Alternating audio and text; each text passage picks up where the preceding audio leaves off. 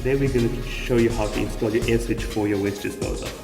Get a hole drilled into your sink or countertop at a diameter of 32 millimeters, making sure that the position of where your air switch is going is less than a meter from your waste disposer. Take your air switch and feed your pipe through that hole that has been drilled. Place in position. Then feed the nut through the pipe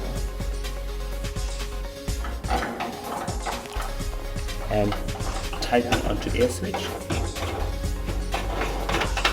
until locked into position.